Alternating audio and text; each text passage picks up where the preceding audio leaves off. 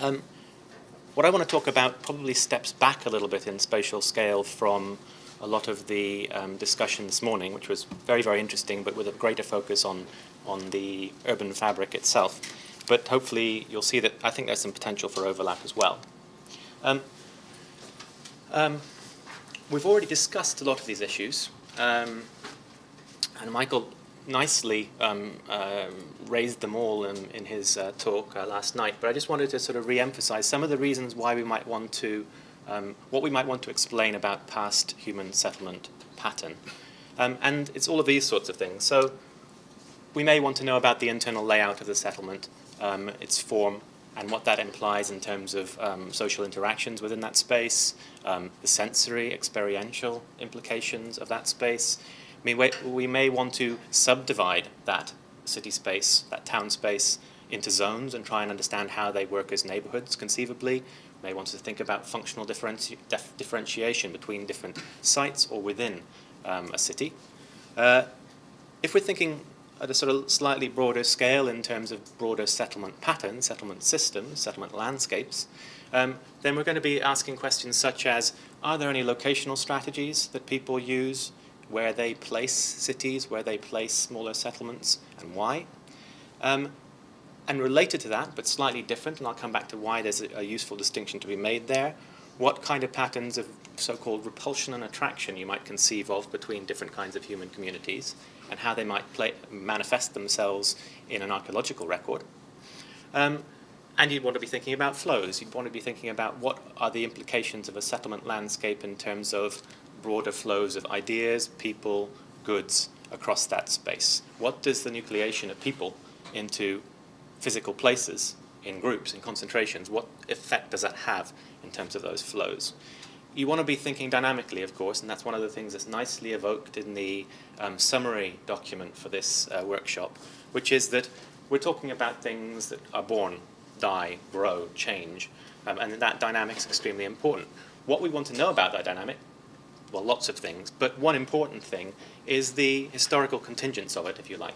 The degree to which you might expect that as a matter of course in that particular landscape, the same thing to happen repeatedly because of some of the affordances, the general landscape encouragement, if you like, that's present in that particular landscape, versus something which is what they sometimes call in the technical jargon path-dependent, i.e. it's something that's got to do with the accidents of history. And those settlements and that urban form is there because of that historical trajectory, not because of some forcing factor to do with the environment. Those are all interesting questions. And lastly, we might be thinking about zonation not within the urban fabric itself, but beyond it. So political geographies, land tenure associated, for example, with subsistence practices, as Todd really nicely mentioned before, and there's clearly an interrelation between those two, which we can build useful inferences from. Broader ideas about territoriality, and what some people call urbanogenic landscapes. So what is the impact on a hinterland of having a settlement system imposed on it? Broader context in terms of what we're doing with this kind of research, and I'll tell you now that there'll be a fair amount of computational work that I wanted to discuss today. I'll try not to make it too nerdy, but we're working at a moment where we're being hit by vast, truly vast amounts of digital data in a way which wasn't true 10 years ago, definitely wasn't true 20 years ago. Data deluge. Some people talk about it in other contexts as big data. It's not quite the right term for archaeological data sets, really. But regardless, flows of information, particularly in certain parts of the archaeological world, but probably probably worldwide, massive amounts of new data. We need to do something with that, otherwise we look a little bit foolish. So with respect to settlement systems, it's how we gather that data, as Quentin said, how we standardize and describe it in ways which mean it can be used comparatively, and broadly what stories we are able to tell that we couldn't tell before. If we can't tell any new stories with all of this embarrassment of digital riches, then that's a really sad thing. Traditionally, a rather dry subject with a computer-based approach to settlement has been this. And pre-computer, also true. So processual archaeology, for example, if somebody's trying to do down the idea of the new archaeology in Anglo-American terms, or processual archaeology, they'll probably show you this sort of thing. The settlement system in a sort of Cristalla-style diagram, and it will all look a little bit dry. And the idea being that since then, we've got way more sort of humanistic in terms of our understandings, and that's been a good thing, and I agree completely with that. This can get very dry.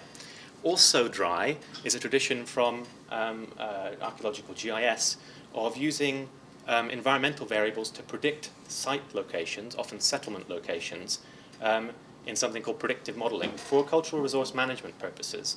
That is, you may have a bunch of sites that you know about on this map here. You do some statistics and probably some multivariate regression. You produce a map such as this where red is high probability of finding new sites, blue is low probability of finding new sites. And you'd use that to say, well, if I build a motorway across there, I've got to allocate this amount of money, or we should reroute the motorway, or something like that. So not behaviorally very interesting done that way, because the whole point is pure prediction, i.e. don't really care why people are locating in certain parts of the landscape. As long as I can predict it for management purposes, that's fine.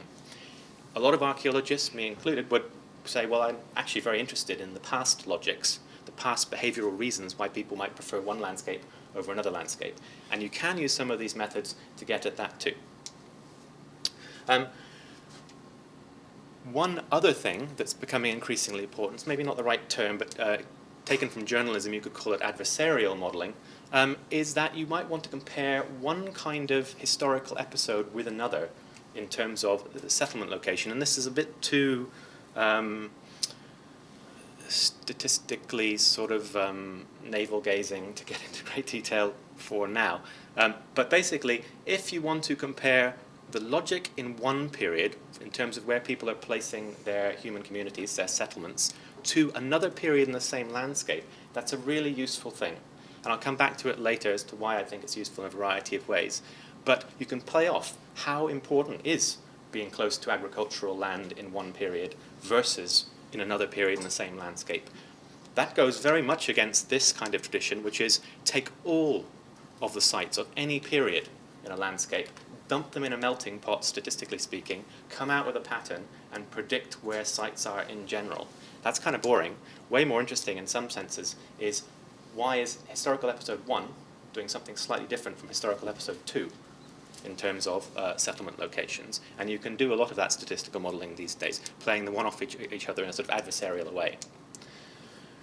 And the reason for this is a really fun branch of statistics called point process modeling, and I don't want to get into the nitty-gritty too much, but it's pretty easy to get your head around what statisticians have been trying to do in distinguishing these two terms, first and second order effects. And one way to think about it is people sitting in a park on a sunny day. The spatial pattern of people sitting in a park is actually something that, interestingly, people have been really interested in for a very long time. It goes back to at least the 50s, because, of course, people don't sit anywhere in the park. They don't dump themselves down on the track or up a tree, not usually. They go and sit, for example, on the grass. And that's a first-order effect. There's an environmental variable there, the presence or absence of grass, and that drives where people locate themselves. But, interestingly, they also locate themselves in cliques, usually, if there are groups of them. They have friendship groups. Those friendship groups might create rings or small clusters of individuals. Those clusters of individuals may space themselves out in different places to other individuals. So you get spatial pattern which is driven, A, by a first-order property, where the grass is or is not, and B, a second-order property, the interaction of the people. The same holds when you don't talk about individuals, but talk about aggregations of individuals, such as human settlements. Unfortunately, in the deep and distant past, these have been two traditions kept utterly separate in the archaeological literature. Two kinds of statistics, both alike in perceived dignity, kept very separate, not used together. So, for example, you might do a nearest neighbor test back in the 70s to look at the spacing between sites, and that would tell you something maybe about politics. Or you do this kind of modeling, but you wouldn't put them together. You couldn't put them together. Fortunately, now you can. These effects can be modeled together. So, for example, you could say a random positioning of settlements on one geology versus another geology, or one that's random but got a gradient effect, maybe to do with rainfall, or a gradient effect, and also a propensity for clustering associated with, I don't know, the attraction of a particular central community, central place. That's all that joint modelling, statistically speaking, is now a really nice way forward.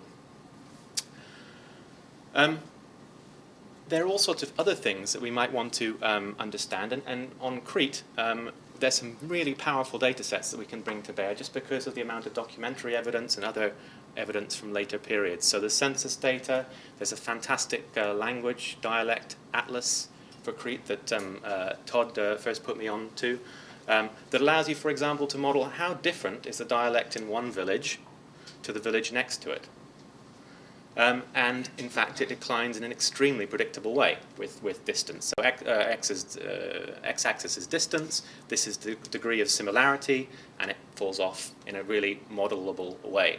And you can also compare it to the actual settlement sizes. So there's a whole range of extra ancillary information that we can bring to bear, and then say, well, if this tells us about the near present, the last, say, 100, 200 years, what can we use that for? How can that inform us about what's happened on Crete in prior periods? How different or similar is the situation when we step back into the Bronze Age?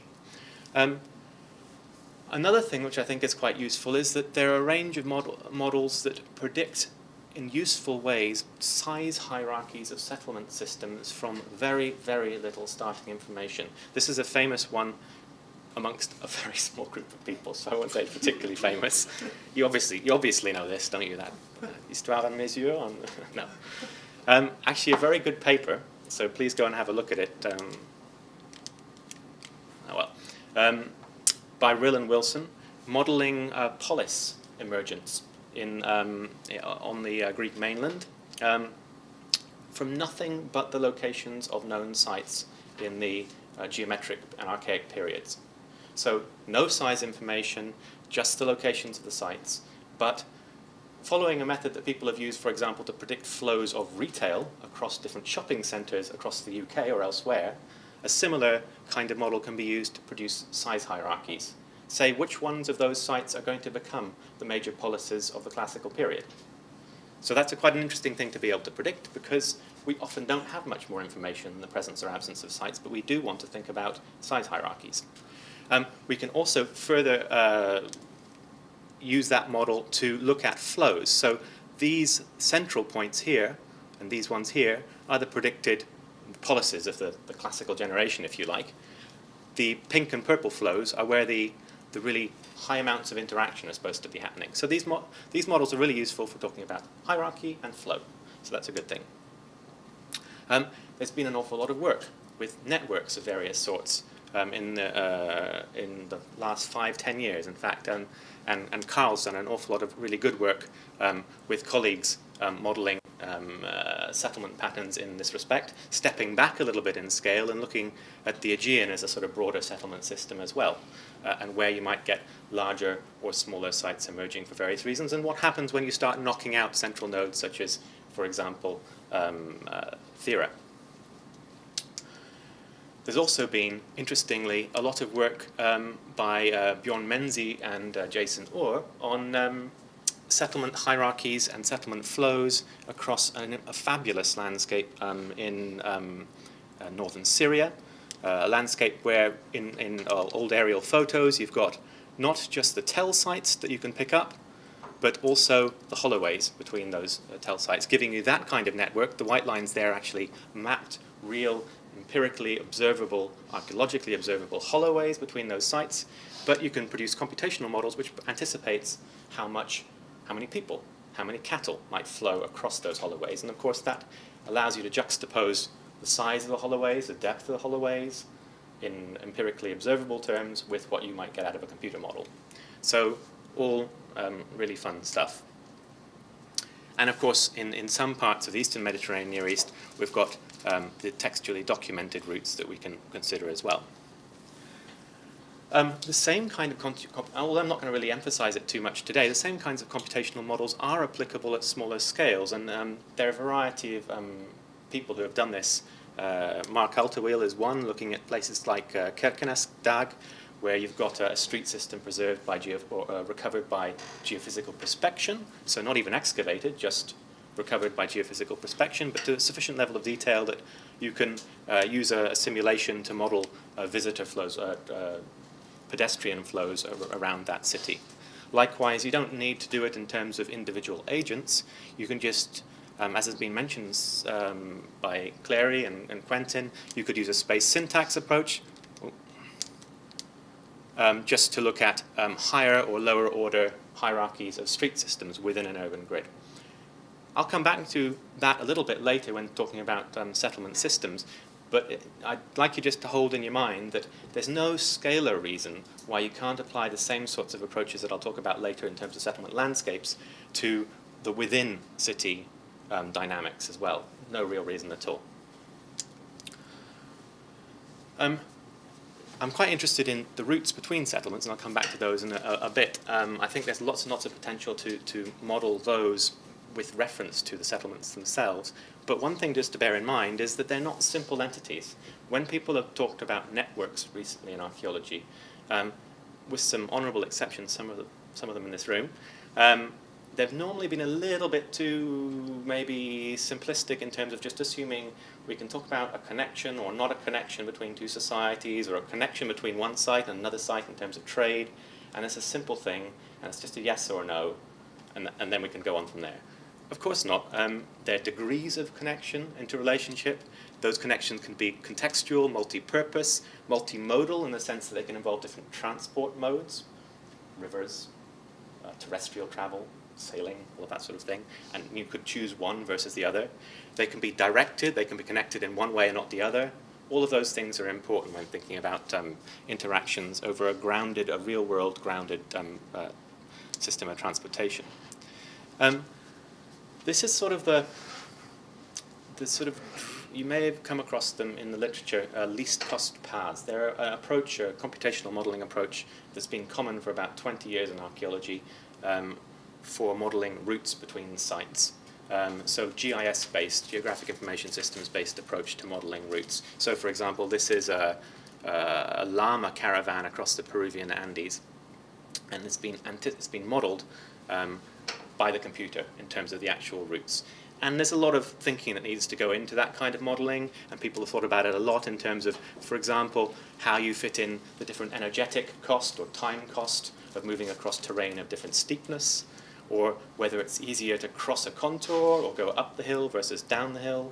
All of those sorts of issues that are clearly important have been discussed. I won't say in any way solved. I think some of the models are pretty bad, but some of them are better. And there's been a degree of thought, and there's sort of an emerging maturity to some of that sort of least cost path, optimal path, shortest path modeling. And I'll go away from that literature a bit, but some of the things I'm talking about are built using that kind of approach. Here's an example which is slightly reassuring from Crete. And that is using that kind of computational modeling approach, but comparing it to some walking distances of John Pendlebury in the 1930s, you get a nice correlation. So Pendlebury's walked times between about 30 different villages in central and western Crete in the 1930s. They correlate pretty well with what the computer models as the time travel distance in hours between those same villages. So at least done this way, okay, it gets a bit ropey as you go past 8 hours, so maybe real people take breaks and move differently beyond that. You hope. But in general, that's a pretty strong correlation, and better than an as the crow flies kind of thing. So that's the acid test, isn't it? All of this computational wizardry is a total waste of time if it doesn't improve on intuitively what we'd get just by taking a straight line measured ruler-based measure across a map. If we get a better result from the ruler, don't bother with this. But this does give you a better result, so perhaps it's worth it in some instances. The other thing I wanted to talk about is that there are different ways in which you can model movement in a computer, and you could think of them as 3 types: crows, foxes, and drunkards. So crows are the straight line ruler measurements that you could do very easily, and probably a lot of the time better, quicker, simpler, easier to communicate to the rest of your colleagues, where you just measure a distance between 2 settlements on a map. The alternative is what I just talked about, which is that the dotted line is the as the crow flies distance between those 2 sites. The solid line is a least cost path that sort of wraps itself around the edge of the Ida Massif there just a tiny bit. as it's traveling between those two sites. That's useful in certain circumstances where you're thinking about goal-oriented, directed, very knowledgeable movement. Somebody knows. Maybe there's a road there, maybe there isn't, but they know they should be skirting the edge of that massif. They're thinking very thoughtfully about it. And they probably have one goal. They know they want to get to point B particularly. The alternative to both of those is a random walk, as the drunkard staggers. It's actually the technical term for it, as the drunkard. So as the crow flies, as the fox runs, and as the drunkard staggers. And that is this funny shaped surface there, where you've got green is most of the probability of where somebody might stagger if they were drunk in central Crete. Orange is slightly less. It's possible, surely, isn't it? And that gives you a sort of anticipated flow between those two. Is that how it works? No, I simply experimented. So it's like these models that people talk about. This is a random walk here, so you could go anywhere, but eventually you end up at the other point there. Those are useful alternatives, because the one is a goal-oriented approach. The other is, think about it as aggregate movement. If you played it out over many, many generations, you can effectively treat people a little bit more like the drunkard. If you play it out over 1,000 years, they will walk over a lot of that landscape, probably between those two sites, probably in that manner. And certainly if you're thinking about genetic time periods where these models are most used, then it's much more applicable than a least cost path. If you think about the genetic flow between two populations across Europe, the least cost path is a really silly thing to model it with. It's not goal-oriented in any way at all. It's more of this kind of approach. So those are useful methodological distinctions. And I'll come back to them in a second because I think they've got some really fun properties to apply to Bronze Age Crete as well. Further thing, which is really important, and maybe it's, I got a sense a little bit as if it was dropping out of, it's clearly something everyone in this room is aware of, but I felt it was dropping out of the conversation a little bit, which is the inherent uncertainty of the data sets we're playing with. They're very, very uncertain in all sorts of ways. At the level of urban form, of course, we've got decisions about whether they're upper stories or not. We've got decisions about where the doorways are, about whether they're semi-permeable partitions between different sites, and that has effects in terms of our modeling of flow, our space and tactical arrangements, all of those sorts of things. We've got uncertainty about the building materials. At the scale of the settlement landscape, we've got all sorts of uncertainties as well. And here's one good example. That's a standard distribution map, isn't it? That's what you see in archaeology as the bread and butter of archaeological discourse since the beginning of the 20th century, basically. But what you rarely, rarely see in an archaeological discussion is that, which is the surface of recovery of that distribution map. So this is an example from an intensive survey where you have the beautiful but incredibly rare situation where somebody said in orange, this is where we have looked, and the grey is where we have not looked. And it stands to reason that our settlement pattern, the red dots there, typically speaking, are in the orange places where people have looked. Now step back and think about our Bronze Age settlement pattern for Crete. Can we do this? We have a history of intensive survey. Even within those intensive surveys, we cannot map this. Those surveys will have a study area, the assumption being that the whole study area is orange. But I worry, maybe I should say that more strongly, I'm fairly confident that within those study areas, it's not consistently covered. And certainly beyond them, our accidental sites and monuments record of Crete in the Bronze Age, where we know there are sites and where we do not, we haven't got a clue. We have to judge very, very odd ways how we got to that settlement pattern. So we're really in this world, but we know that there are underlying effects in terms of more and less investigation archaeologically across Crete. And that's something we have to grapple with. We cannot walk away from that. That's a really important thing.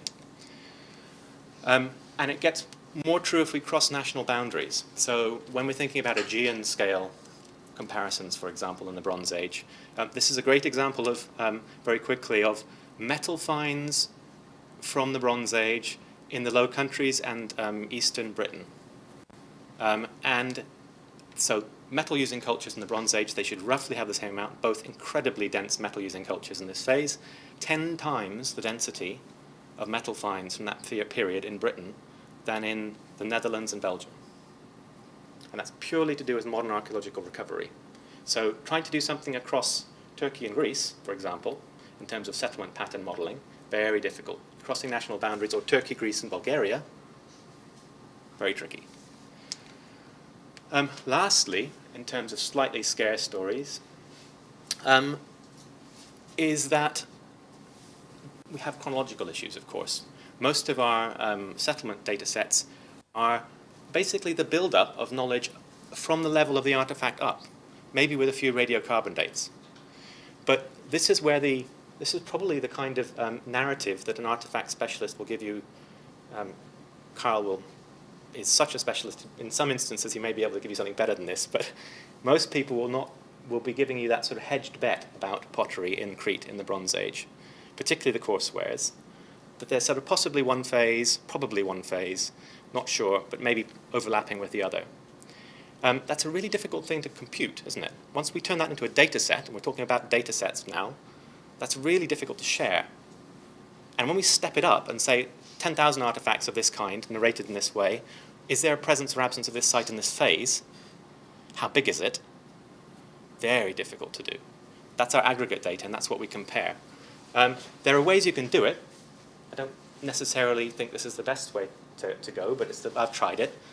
You could take a sort of a betting approach and say, well, I think it's 30% Hellenistic and 70% late Roman, that's sure, and aggregate up from that. But you can't do that for the whole of Crete, or at least we haven't tried. Take a long time. But I just want to flag up the chronological uncertainties there. Anyway,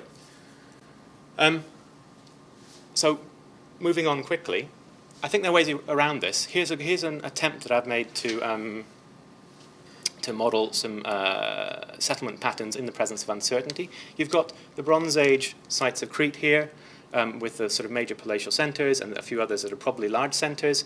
This is our knowledge of medium to large-scale sites, roughly speaking. I've probably forgotten some, but broadly speaking, that's it. But we want to know about political geography in this period. Say this is maybe this is Neopalatial. And we want to know about site hierarchies. At the bottom of the settlement hierarchy, we've also got farmsteads and things that were picked up on surveys in Crete and beyond Crete, and 2 examples here. But I'm just going to throw those out for now. They're very, very interesting, but we'll ignore them. One thing you can try and do is say, what does this knowledge of this existing medium to large-scale settlement landscape, what can we do with that to predict where we might get other medium to large-scale sites based on the relationships between that and the environment? So there are strong relationships with, for example, flatland, big sites mainly on flatland in this period, and above a certain elevation, you don't get them much either. Use those statistical properties to simulate, say, the grey dots in this, hard to see, in this map here. Extra sites, a certain number of extra sites that we anticipate we haven't found yet. Do that once, and it's a bit of a nonsense, isn't it? You could get the wrong places, you may not have chosen the right number of sites, but do that 1,000 times, and you've got some statistical leverage on that problem. So here's a one-off case. You can do one of those flow models that I mentioned before and pick out a hierarchy, the ones that predicted the Greek policies. And the circled areas, the blue circles, for example, are supposed to be dominant first-order centers in this landscape. And I've picked some sort of rough boundaries of where the model suggests there might be sort of territorial relationships as well. And there's some other issues that are dealing with the modeling that I don't really want to leap into now, but lots of possibilities there. You can also do this for the 1,000 predictions, and then that is useful because it says, here are the areas that repeatedly, in all of my models, all 1,000 of them, repeatedly get high-order centers. And you can see the green areas map on pretty well to what we observe archaeologically. So this is just taking settlement locations. No size information goes into that computer model, just the locations. But that's enough, adding in the uncertainty that we have about the missing sites, to still predict these regional centers arising within the settlement landscape. So that's a useful thing to do. And you could also try and play that off against the sizes. I don't want to get into it too much detail now, but Todd offered some, much better than this, offered some really useful comparative ways in which we can say, what does the rough scale of, say, the largest sites in this landscape, what does it possibly say about what we might be thinking about in terms of A, subsistence landscapes, how big is the catchment, but B, also what kind of political territory might we anticipate cross-culturally. And I think you can do that by comparing it, for example, with other Near Eastern sites. When the places evolve a hierarchy, so too does the transport system, and we've already come across that many times already. Do I have another 5 minutes? Is that, yeah, cool. And that's interesting because you can model that jointly with the places. So path and place hierarchies can be modeled jointly on a computer, and that's a really fun thing. So I won't get into detail too much, but you could talk about not just the least cost path between 2 points, this, but the next least cost path across a network. So that's this one here, and the next one, and the next one. It's called K-shortest path approach. And that's really useful because it allows people choice. And, and it also allows overlap of the paths, so you can see hierarchies of paths emerging with certain trunk routes, the supergrid, as we just heard Clary talk about it, that emerging as the settlement hierarchy emerges, which is good. And you can do that for all of Crete, conceivably. So here's a model of sort of interactions of similar order centers across all of Crete, and you can already see that there's a sort of hierarchy of paths. The red ones get more flow, more people and goods moving across them. As you iterate, that becomes more hierarchical. The higher order centers in roughly the right kinds of places, sort of Aya Triada, Festos sort of area, Knossos or Archanes sort of area, etc., etc. And then down here, a very hierarchical system with a sort of trunk route down the central Cretan zone, and other interesting properties as well. So that's I'm not saying in any way this is a solution to the Bronze Age, clearly not, but as a sort of thought experiment in terms of the emergence of these hierarchies and how you might, for example, get the state investing in routeways in eastern Crete or enhanced infrastructure along routes within the central zone, the viaducts, the possible roads that various people have suggested. There are reasons for that, and partly it's to do with quantity of flow across them. One last thing to mention is that you can do this with not just networks, which is the approach that's popular these days, but with unnetworked landscapes, continuous landscapes. So here is just the emergence of it's a very toy example, I haven't got very far with it yet. These are a bunch of sites in central Crete. If you iterate on this side here through that as the drunkard walks model, but you do it many times, the drunks, they start off being pretty random, but as you keep feeding back their behavior, back on themselves, they become less random, and you actually get something which is approximating a fairly plausible path network, trailway network, through the landscape. And eventually you get something that's not plausible anymore. It's way too minimum spanning tree, as they call it in the network literature. But yeah, that's still interesting. So the last thing just to close on is that that's a whole issue to do with hierarchies, isn't it? Hierarchies of settlements and their implications, hierarchies of routeways, interactions, and their implications. But we can talk about hierarchy, and a lot of the talks have already mentioned this in terms of looking at size distributions of things as one of the indicators that can be used comparatively for settlement systems. We can use size distributions on lots of things, and they should be considered jointly. So size distributions of storage jars are clearly relevant to the size distributions of settlements. It's how many eggs you're putting in one basket, isn't it? If you're having big oil jars versus small jars, that's telling you, as Christakis and others have said, something about what's going on in terms of the hierarchy of interaction in that landscape. The same with the Bronze Age versions, the Canaanite jars of transport, of maritime transport jars.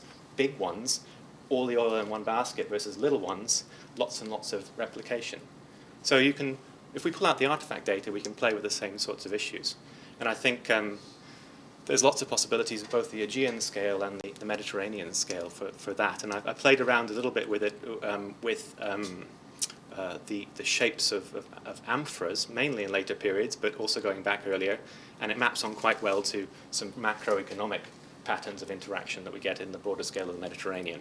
So shipwreck numbers, evidence for pollution levels and all sorts of stuff.